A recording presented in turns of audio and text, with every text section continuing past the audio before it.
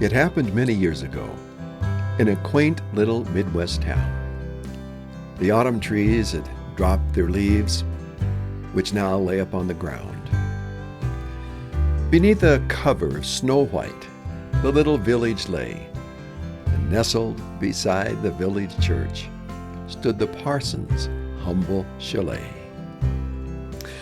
Inside burned a fire so warm, all was tidy, neat, and clean, a place where peace and joy was found, and love in high esteem.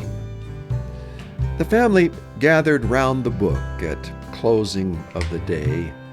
Then Mother tucked the children in and listened while they prayed.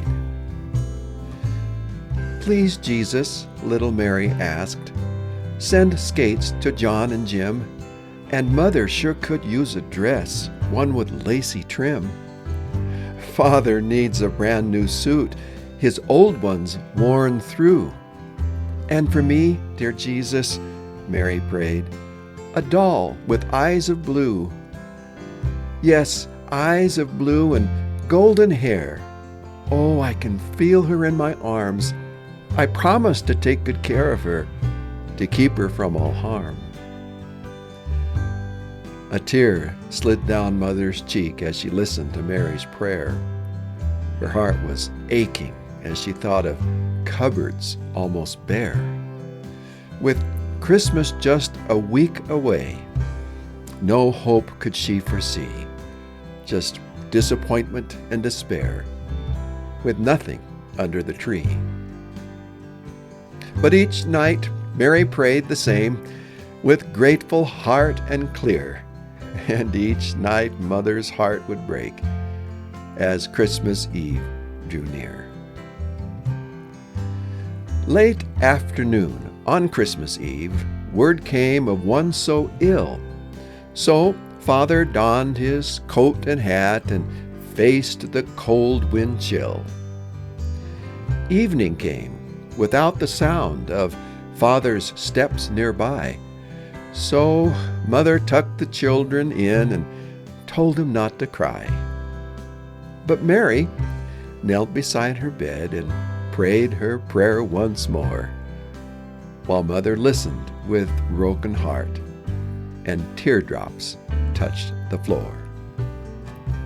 An hour passed, maybe two, when on the porch he came, with shuffle slow and hesitant, the steps of one who's lame. His coat was stiff and cracked a bit as she pulled it from his frame.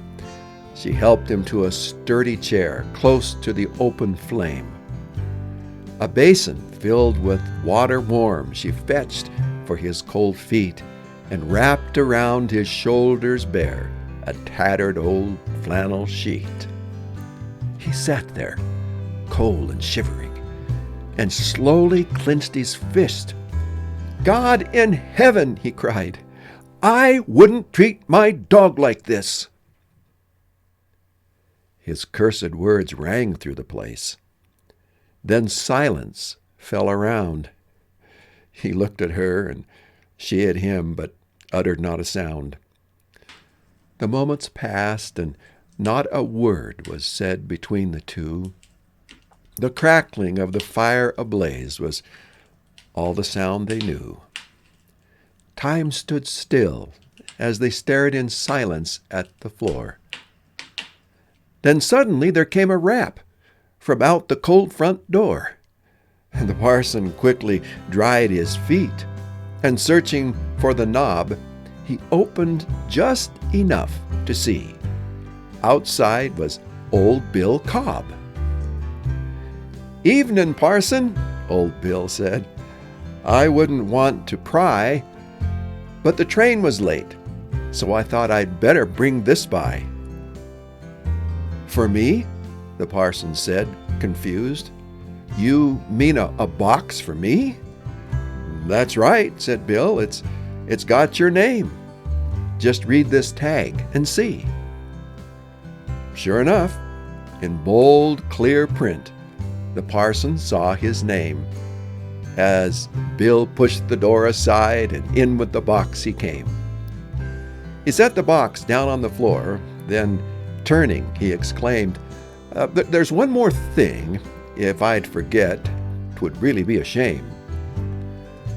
The children were awake by now.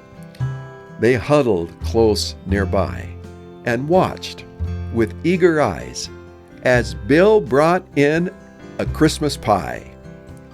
Then came a turkey and all the stuff that makes a dinner fine.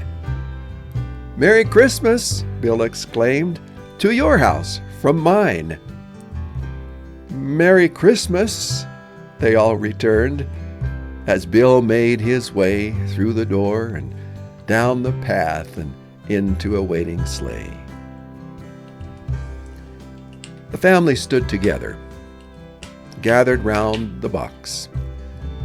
Time ticked by in silence on the mantel clock. Finally, it was little Mary who ventured the first move, and then with glee they all joined in, its contents to remove.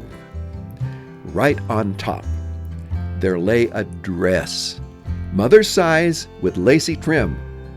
Underneath, a suit for father, 'twould look right smart on him. Next came blankets and some sheets, and mother breathed a sigh. Clothing for the children, too, their excitement riding high. Then something flashed from in the box as light bounced off its blade. Out came skates for Jim and John, no less than Mary had prayed. The box was almost empty now as Father reached way down in, and slowly in the light appeared the object of Mary's grin. A beautiful doll with eyes of blue and golden hair aglow. An angel could not have brought such joy to a little girl below. Father fell down on his knees and prayed, "Lord, please forgive. Thank you for a little girl who taught me how to live."